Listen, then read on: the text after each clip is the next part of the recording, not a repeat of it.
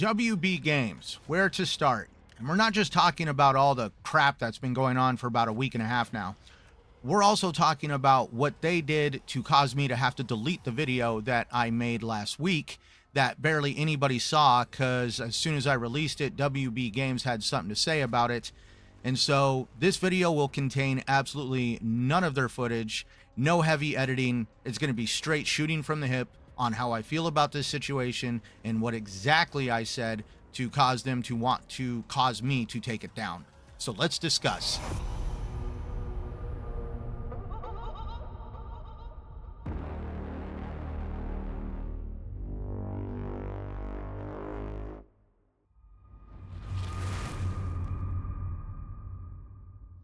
So let's start with WB Games. Used to be that game company that people actually relatively enjoyed the games that they put out, but they weren't the ones that exactly were putting them out. WB started off in life with just licensing out certain IPs like Batman, Superman, what have you, to different developers and publishers. And these developers and publishers were putting out games that we all enjoyed, so that way we could go from the nostalgia of watching our early Saturday morning cartoons like we all did and being able to go fire up our favorite game console and play some of the games that were related to the franchises that we were enjoying at that time. Like, I remember watching the Batman animated series Saturday morning on the television, and then you could go from that to playing Batman on your Game Boy or on your Sega, your Nintendo. Those games definitely have a small place in my heart for the love of gaming that I have developed over the years since I was a little kid. And WB Games played a part in that, especially with all of us. And like with the emergence of other franchises like Lord of the Rings, The Hobbit, and even The Matrix. Does anybody remember the Enter the Matrix game on the GameCube? That was absolutely a fantastic representation of being able to take a form of entertainment off of the screen, the silver screen, and putting it into game form, and then for fans to be able to connect that game to that trilogy of movies. If the Enter the Matrix basically filled in a gap from the original Matrix movie to the second Matrix movie of the trilogy. And that was just a great way of how you could blend movie entertainment with game entertainment. And that game still to this day, in my opinion, really needs to be resurrected and remastered and brought back out for the fans to enjoy, because honestly, there is a lot of entertainment history in just Enter the Matrix, the video game alone. But as time went on, WB Games, or WB at the time, decided to transition into WB Game Entertainment, what have you, and they saw all the money that all these developers and publishers were making from licensing these IPs. So WB Games was like, hey, let's make some money. And they started buying up studios and making their own damn games. And they started going down this path of a style of game that honestly, like, people didn't pick up on it right away. But WB Games was one of the first people to dip their toe in the pool of games as a service. So that brings us to Monolith. WB Games saw that Monolith Productions was making a pretty damn good name for themselves, and so they decided to help them publish games like the F.E.A.R franchise, Condemned Criminal Origins, and Monolith Productions did a really good job with amazing single-player experiences. So for whatever reason, WB Games does what they did best back then that they're still doing best now. They decided to make a publisher do a style of game that they were not used to, and they had them do games as a service with an online MMORPG known as The Matrix Online that completely flopped. It lasted from about 2005 to 2009. And the game was known for being extremely buggy, having little to no content, and there was like no clear roadmap on what fans were going to really get for investing into this game. If you watch the trailer like I did, that was in the original video, it was literally nothing but people standing in the street boxing each other. There was no substance to the story. There was really nothing that was like, oh my God, I got to get into this. It was literally just, hey, I wonder if we can all kick each other's ass for a couple hours and get out of the Matrix. And about at this same time, Traveler's Tales, the Lego franchise. They did amazing things with stuff like Lego Star Wars, the original saga, Lego Indiana Jones. There was numerous Lego games that people were all enjoying and having fun with, and WB Games once again gets lined up with Traveler's Tales and decides, hey, let's do some of our franchises too. Started off great at first. We got the Harry Potter games that everybody loved and were even remastered. We even got Lego Lord of the Rings. People were enjoying that. And it seems like the reasons why were Traveler's Tales had a little bit of creative freedom in putting these games out. But then when it came to Lego The Hobbit, here we go. WB Games, oh, money. No, they decided to, for starters, let Traveler's Tales only do the first two movies in the Hobbit trilogy, and they wanted to make the Battle of the Five Armies a DLC. So WB Games, in the boardroom on the Olive Garden napkin of pre-production, decided to say, hey, let's sell them 2/3 of a game, and then we'll sell them the other third. Sounds like a great idea, doesn't it? Sounds totally reminiscent of their strategies. Now, let's just sell them a partial game, and we'll try to sell them the rest of the game later on in the timeline. But when it came to the Lego Hobbit, people were pissed. They felt a certain way about that strategy, and so what had happened? WB Games decided to cancel the Battle of the Five Armies DLC, and we never got it. And you'd think they would learn their lesson with that whole situation. Nope. So, going back to Monolith Productions, they decided to give them the ability to do something with the Lord of the Rings franchise, and that was Shadow of Mordor. Amazing game. Also created a really awesome piece of technology known as the Nemesis system. For those uneducated to that, the Nemesis system is a concept in these games where you could have a dynamic relationship with an enemy, and based on that enemy's stats and personality, it would create an almost very unique, almost unduplicatable experience that would vary from one player to the next, where you would encounter different enemies with different names, and their backstory would create their personality, and as you kick their ass and they would return, they would then have more of a grudge, or if they killed you, they would be going around toting like, I kicked your ass last time we fought. It was an absolute amazing piece of technology that WB Games decided to patent, so that way no other developer or publisher, for that matter, was able to craft a game with that kind of technology in it, which locked that game in that technology, into WB Games, and nobody else was allowed to do it. Then fast forward a couple years later, and we get into Shadow of War. And again, Monolith Productions really made a good attempt at making a great game. People actually enjoyed what Monolith did, but it was what WB had Monolith do, and that was the introduction of loot boxes. And I actually have the physical Ultimate Edition, Steel Case Edition of Shadow of War, and inside that box behind me is a little certificate for one of the loot boxes. It was some kind of like gold hoard box, what have you. People were pissed about essentially the game being influenced by these loot boxes, because if you bought these loot boxes, it would give you an edge in the game, essentially creating pay to win, borderline pay to win. It's like everybody doesn't really see it as pay to win because it doesn't involve multiplayer. It's only a single player experience. But when you make the single player experience more grindy to incentivize purchasing these loot boxes to make it less grindy, it feels a little twisted, don't you think? And well, that's what everybody thought. So WB Games had Monolith kind of dial it back a little bit and remove the loot boxes altogether out of Shadow of War, but the damage was already done, and people could already see the direction that WB Games was trying to push more and more games as time went forward.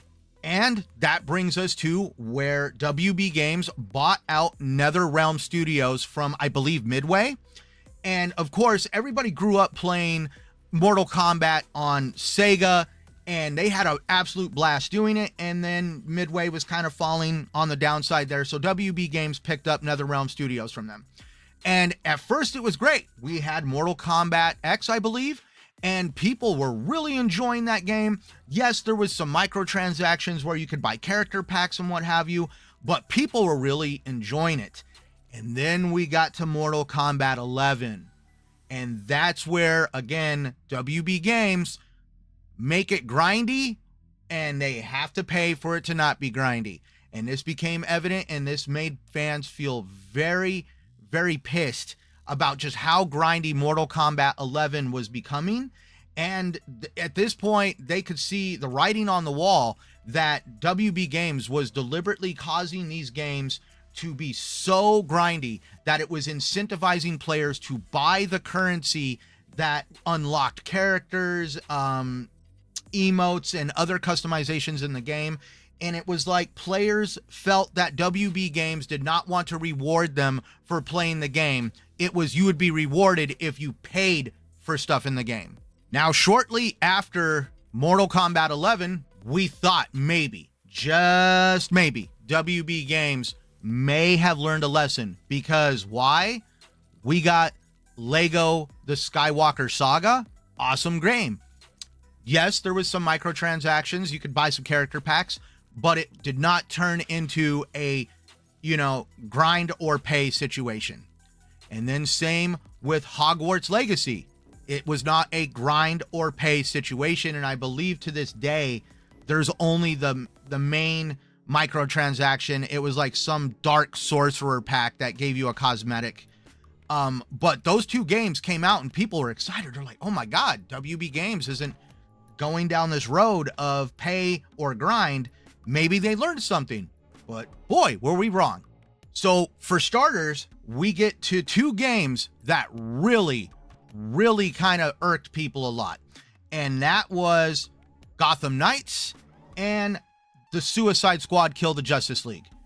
For starters, with both of these games, they were steeped in a very interesting controversy that as I delved deeper into it, I could kind of see where people were coming from, where it was how WB Games had another predominant developer, Rocksteady, decide to start changing the way they did games, because Rocksteady was very well known for what they did with the Arkham Knight trilogy of games with Gotham, Arkham City, Arkham Asylum, and Arkham Knight.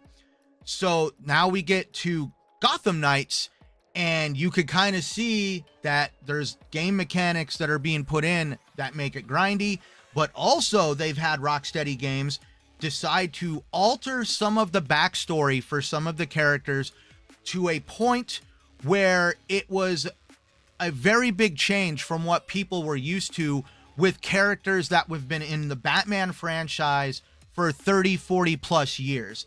These changes still to this day, a lot of people don't really fully realize, like some of the changes that were made that were just there to tick a box when it came to the sexual orientation of a character, or being able to change a character into a more predominant female role instead of a secondary role. I'm not going to get into the whole social political, shenanigans that take place with liberties like that being taken. But for me, and some of the articles I've read, it almost seems like a half step, because rather than creating an all new character or the ability to sculpt an experience around these characters, you're just going to half-ass it and take established characters and alter their backstory for the only reason of ticking a box, which I feel is almost like a disservice to giving people that feel that they don't have enough representation in gaming like a half step. At least that's my own personal opinion towards it. But we also saw the same things occur with Suicide Squad Kill the Justice League, but then it got so bad with just the grind, the microtransactions, the pay or grind scenarios that were taking place in Kill the Justice League, So that is where people had it. They could see that WB Games was completely taking very big liberties with the DC franchise when it came to Batman and the Justice League, and they had it.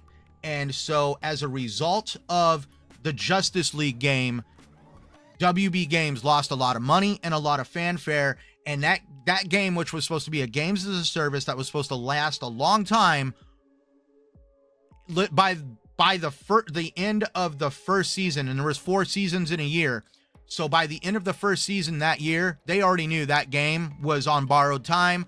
And by the end of that same year, they had already said that they were basically going to shut down the game. There was going to be no more content updates for it.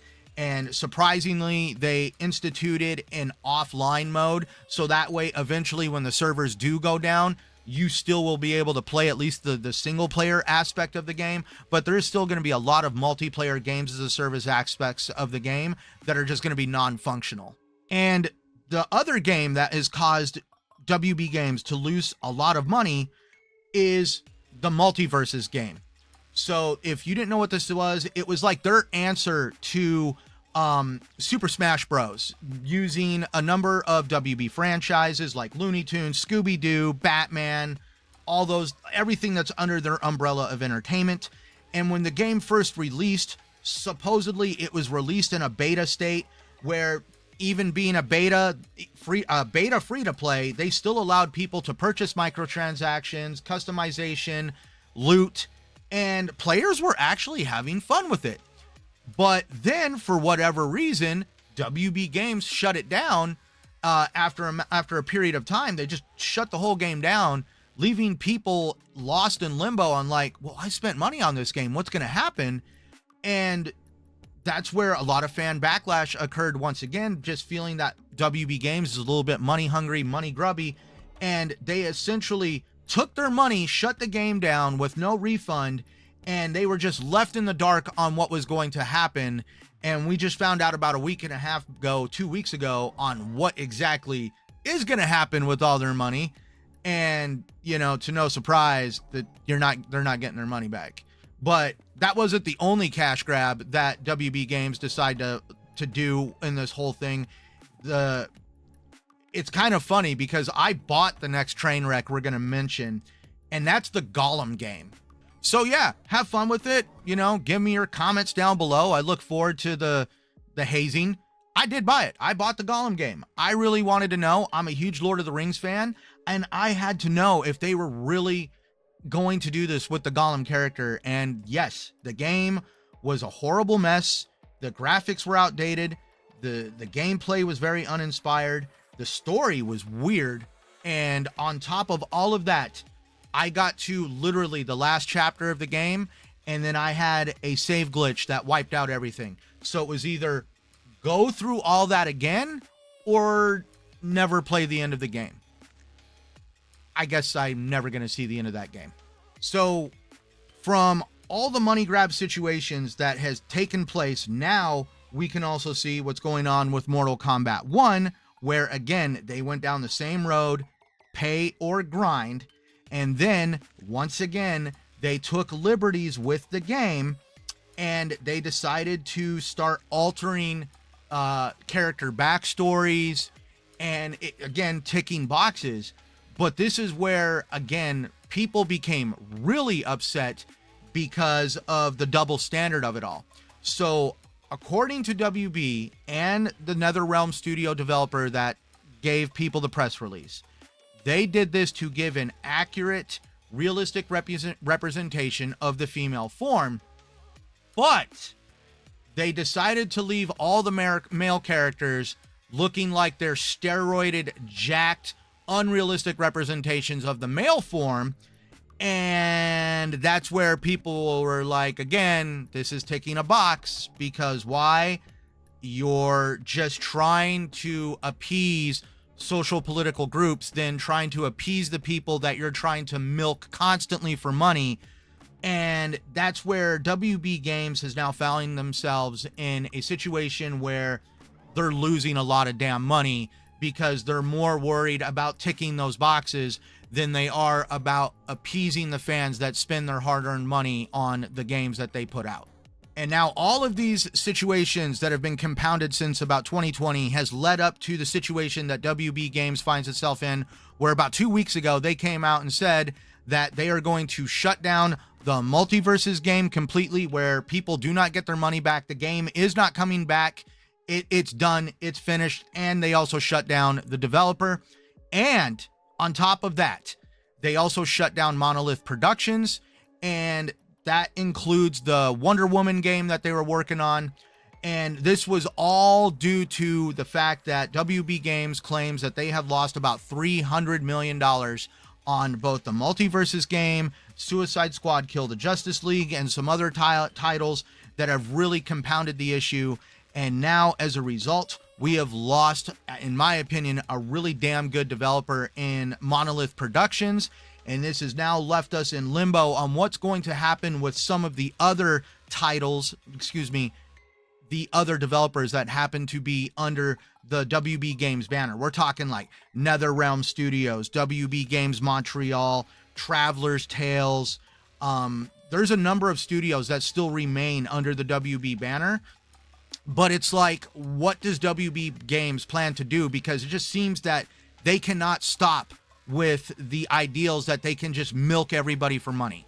And also in the press release where they told everybody that, we lost money, we shut down these studios, they said they're going to double down on franchises like Batman, Mortal Kombat, Game of Thrones, and Harry Potter, which means that for starters, the innovation and the originality that these developers are going to be able to have when it comes to putting out new experiences is going to be like slim to none, if at all. And then also, it seems that, WB Games has a history of taking away creative freedoms and pushing pay or grind. And so therefore, we're also going to see some of these games still continue down the path that WB Games seems to think that we're able to just get the world addicted to slot machines and other mechanics that are just simply there to generate revenue and not appease the fans that have supported some of these franchises, like the Batman franchise, since its inception for like 50 plus years. So there you have it. WB Games in a nutshell. Can't get out of their own way. Constantly trying to microtransaction the hell out of games and treat the consumers of their games as pay pigs rather than as fans, consumers of their entertainment. And to really compound the issue now, the Nemesis system that Monolith Productions put out that made Shadow of War and Shadow of Mordor what they were, that is now going to be trapped in patent hell. They tried to put that Nemesis system into the Wonder Woman game, but they couldn't figure out how to do it properly. So that was one of the reasons why the game was scrapped. Something tells me microtransactions and monetization were wrapped around it in some way. It's like, hey, we can't properly get people to pay us for putting this system in, so we might as well scrap the game because there's no way we can milk people for that much money. And so therefore, we're going to lock the Nemesis system into patent hell, preventing any developer from ever making a game using a concept like that essentially impossible until 2035, when WB Games' patent on the Nemesis system runs out, which goes down a different, darker road in the gaming industry of stifling mechanic innovation, because other developers have no chance of developing a game that uses a concept like that. And this kind of inklings to what we are seeing currently in the gaming industry with what Nintendo is doing to the Power World developer, what we saw with Crazy Taxi and the Navigational Arrow. It just feels like rather than being innovative and competitive, we just lock down game mechanics, preventing it to where no one else can do what we can do, and therefore we become complacent and try to microtransaction the crap out of everybody. In closing, this now means we don't know what's going to happen with the studios that remain under the WB banner of companies, developers that they still own. There's NetherRealm Studios, WB Montreal, Traveler's Tales is still in there, and I believe there's like one or two others, Rocksteady being one of them. What does this mean going forward? For starters, I have concerns of these developers are not going to have as much creative freedom. So there is going to be things put in these games that they're going to have no control over because WB Games is going to institute, put this in the game. On top of all that, it feels like the IPs are going to become stagnant and eventually irrelevant because there's going to be a lot of rinse and repeat and fatigue to these IPs because WB Games is wanting to play the safe game and not allowing these developers to develop new IP and new concepts that could get fans excited for games that are produced under WB Games. Instead, it's just going to be Harry Potter, Batman, Mortal Kombat, Game of Thrones, rinse and repeat, time and time again, until fans have eventually become fed up with the direction WB Games seems to just want to go. So there you have it. That's what I had to say. Maybe that's why they decided to say, we want you to know we're watching, but we don't really like your video there, Centurion. And I was like, you know what? Fine. I'll delete it and we'll just have a rant. So everybody, tell me what you think down below in the comments. I'm curious on, have you seen some of the same historical stuff that I have seen with WB Games? Have you felt a little bit kind of bit on the hand when it comes to some of the games that you were really excited for and then you got them and they weren't exactly up to the hype that you were really hoping for? I mean, there's a lot to really dissect over the years and years of WB Games just taking titles that we all grew up on and have a lot of nostalgia for, and now here it is in 2025, and it just feels like, are these franchises eventually going to become a far echo of what we known and loved since we were kids? So everybody, thank you once again for tuning into the channel. Here we like to challenge the narrative and open up critical discussions on the stuff that takes place in gaming and even challenge some of those narratives. I am, of course, Centurion1307. If you enjoyed today's content, please like, subscribe, and comment down below all those metrics and engagement that YouTube likes to see take place on YouTube channels. And when it comes to comments, as long as they're professional and don't go down the road of like being insulting or toxic, I will always engage with you, whether you disagree or agree with me. I just enjoy opening up the conversation and just engaging with everybody that takes the time out of their busy day, their busy lives, to watch my content and tell me what they think. So until next time, everybody, remember to always be a critical thinker and think for yourself, challenge the narrative, and I look forward to seeing you in the next video.